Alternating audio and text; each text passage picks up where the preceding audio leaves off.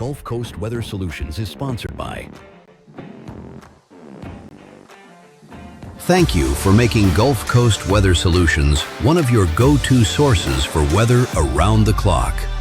From heavy downpours and severe storms to winter weather and the tropics, we've got you covered with accurate, reliable forecasts you can trust. Next week is starting to look a little bit more stormy. But look what's moving into the state of Texas. Gulf Coast Weather Solutions.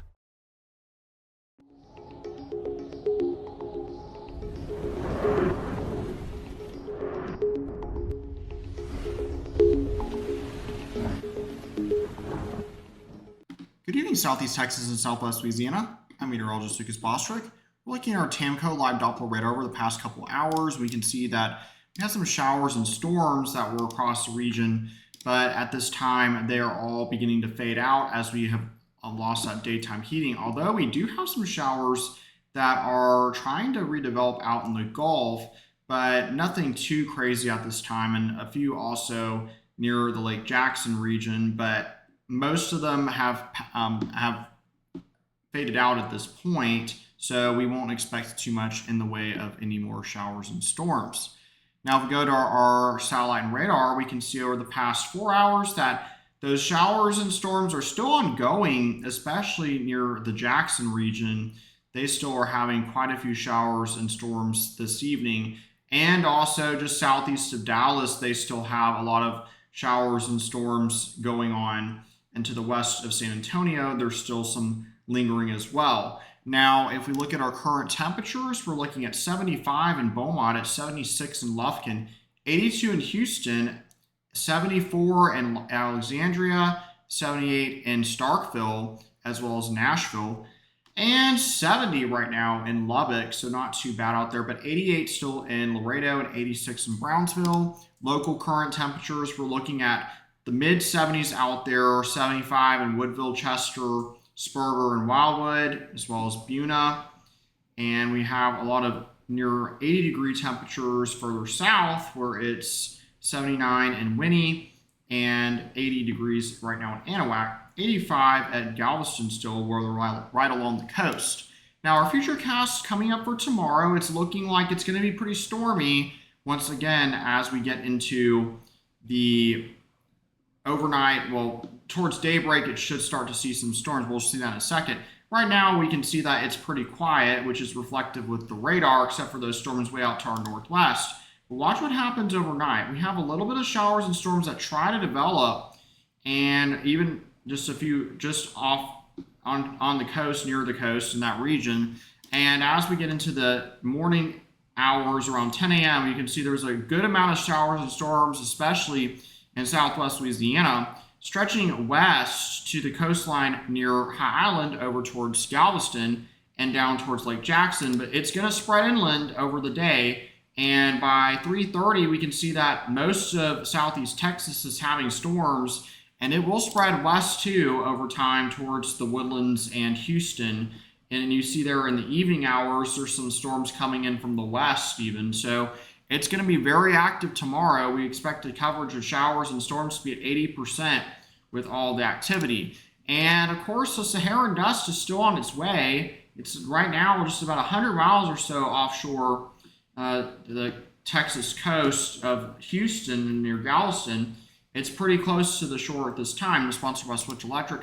It's going to push on shore tomorrow a little bit, and some areas may see some haziness in the sky, and it's going to linger on for several days. We have a little bit more that will be pushing in throughout the week, and it shouldn't be extremely intense as that initial burst that comes in tomorrow, but the rain is certainly going to help kind of fizzle the intensity of the dust out a bit as it's pushing inland. But we will see some haziness to our skies still over the next few days.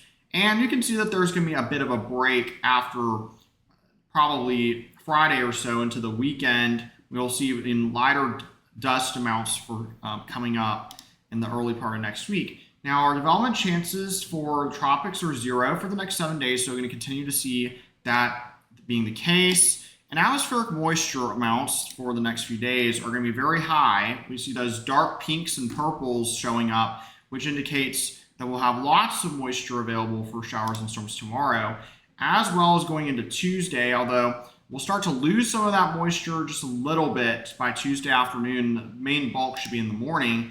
As we get into Wednesday, we'll have enough moisture again for a good coverage of showers and storms. And then finally, Thursday, it's getting much drier with those greens and even yellows beginning to show up, which indicates much drier air.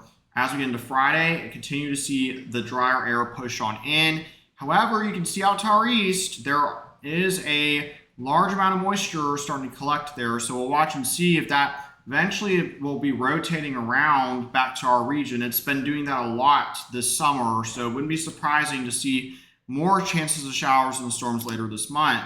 Now, lows tonight, sponsored by Silsbee Ford, are going to be in the low to mid 70s out there. Pretty nice, and near 80 at the beach, and right at the beach, it's going to be in the low to mid 80s. Highs tomorrow are going to be not that hot, only about the upper 80s at the most, with 80% coverage of showers and storms, and even more clouds in southwest Louisiana should keep the high temperatures into the low to mid 80s at the most.